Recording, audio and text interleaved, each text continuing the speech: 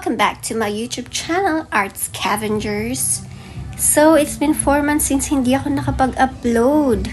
Sa 4 months na yun, ang daming nangyari. My God, hindi din ako nakagawa ng memes. I don't know if napansin nyo sa mga followers ko. Anyways, I'll be sharing with you another content. First content this year.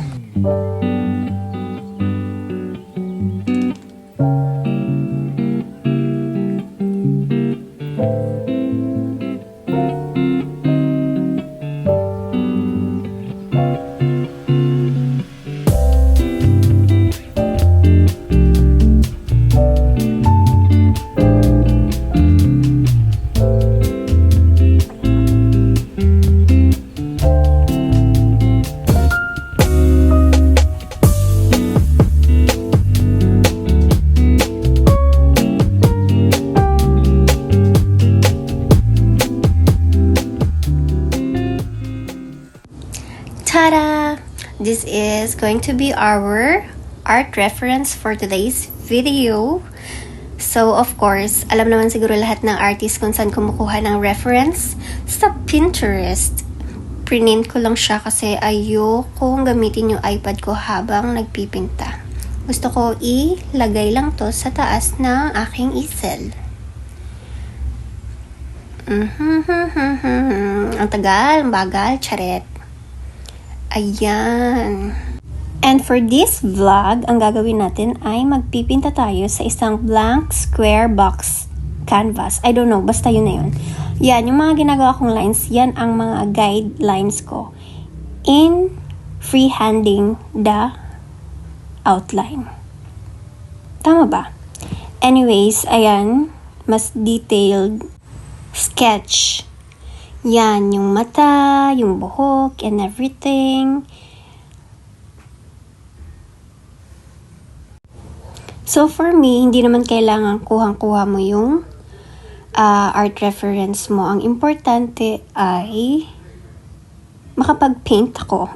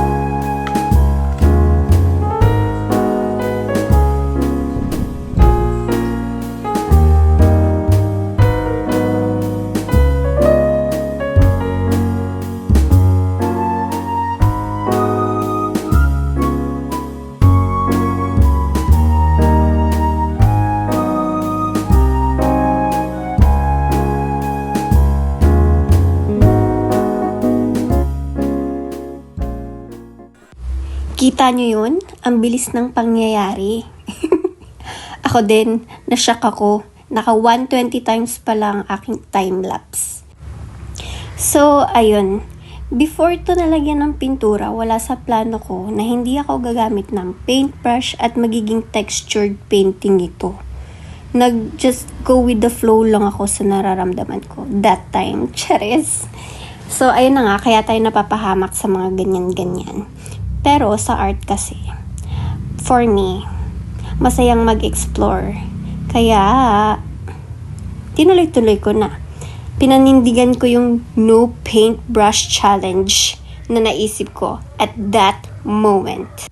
Ayan, tas minake sure ko lang na yung texture niya ay babagay pa din or tutugma dun sa sketch ko. Like for example, yung kamay dapat yung texture niya ay parang may dali-dali din siya. Pangit naman kung circle-circle. Oh, depende din yun sa'yo kung ano yung style mo. Syempre, kanya-kanya yan. Tapos, yung lips, medyo kinabahan na nga ako nung pininturahan ko yung mukha kasi nawala na yung sketch ko. So, inimagine ko na lang yung itsura ng mukha niya. Ayan, nilagyan ko siya ng red para red lips siya. Taylor Swift yarn. Ayun, nag-continue akong lagyan ng pintura ang kanyang sweater.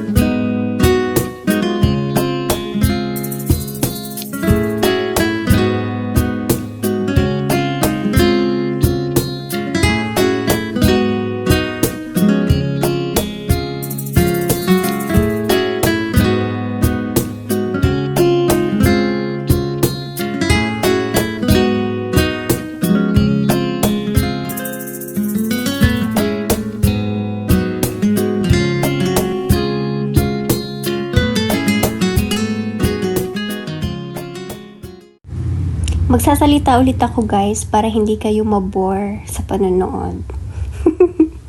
So ayun na nga, nag-move on ako sa background ng ating painting. Dahil wala lang, nabore ako sa pagpipinta ng sweater niya. So ayan.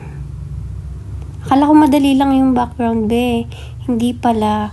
Kailangan mong maingat sa paglagay ng pintura na hindi malalagyan yung nilagay mo na kanina.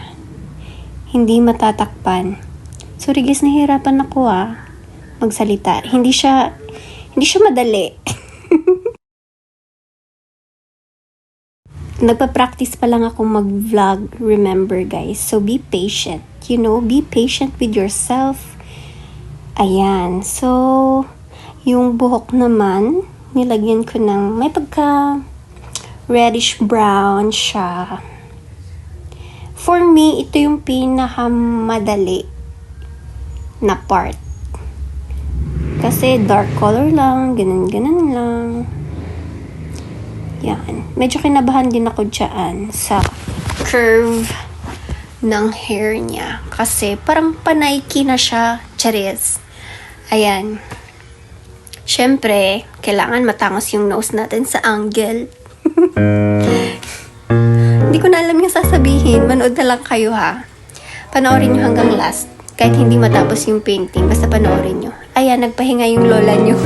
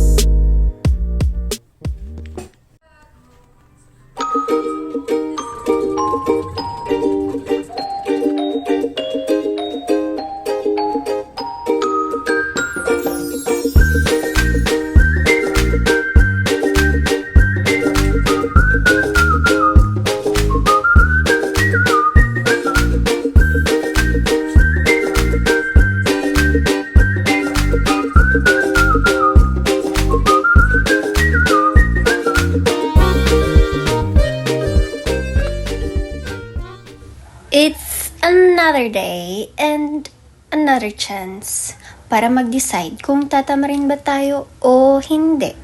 And I decided na today ay dapat magpinta tayo. Oh, that's my Milo.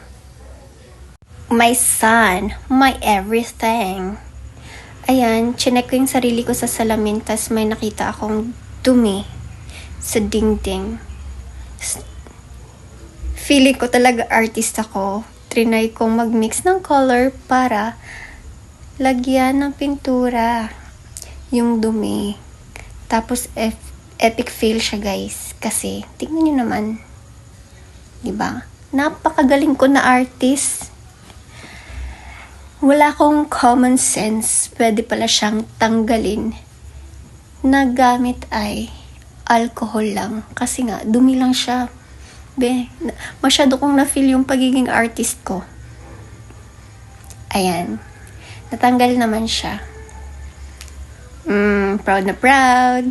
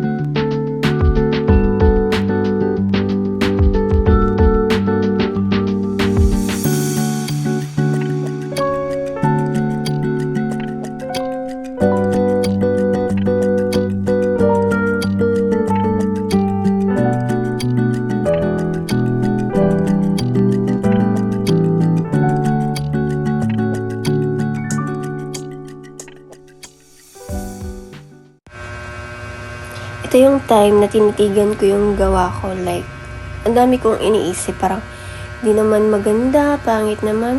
Bala na nga.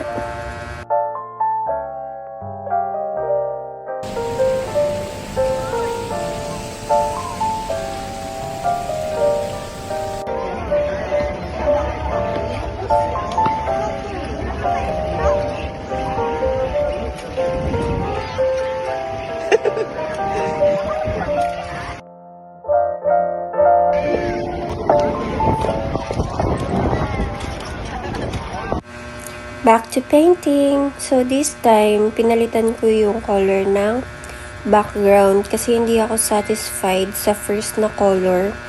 Parang nag-camouflage yung mukha niya sa background, parang ganun. Kaya mas dinagdagan ko ng white, parang lighter yung background para ma-emphasize kahit pa paano yung color ng kamay, ng skin niya, ng ganun.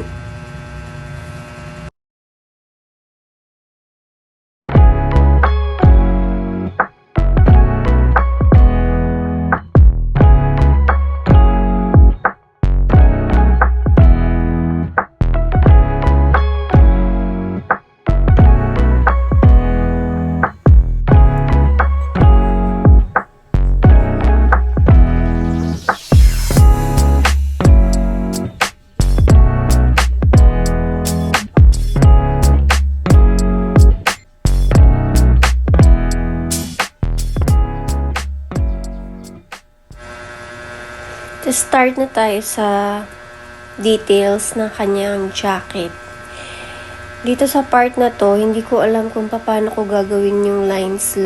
Kung magiging perfectionist ba ako o hahayaan kong magmukha siyang parang hindi perfect pero maganda tignan. Ganon. So, ayan. Sinubukan ko muna. So, parang lumalampas parati yung yung color gray. Nabubulol na ako. Ayan. So, parang na-stress ako konti. Naghanap ako ng way. Yan, pinulit ko yung papel para i-fold siya hanggang maging katulad niya yung size nung nasa sweater niya. Kaso pangit pa rin yung kinalabasan, guys, kasi makapal yung fold. Kaya makapal din yung paint na nalalagay dun sa painting. So, nag-decide ako na this is not right. Kaya bumalik ako sa paggamit nung... Hindi ko pala alam yung pangalan ng ginagamit ko, guys. Basta yan. Spatula ba tawag dyan? Search ko nga muna. Ayan, na-search ko na. Spatula knife ang tawag.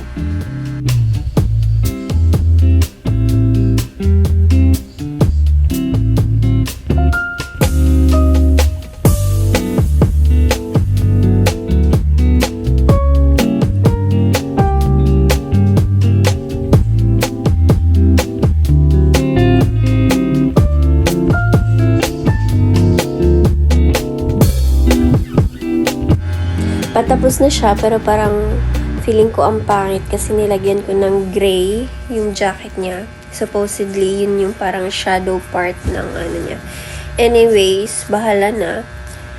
Naubusan ako ng red na acrylic. Order ko pa. Wait nyo na lang sa next vlog yung final output. Thanks for watching!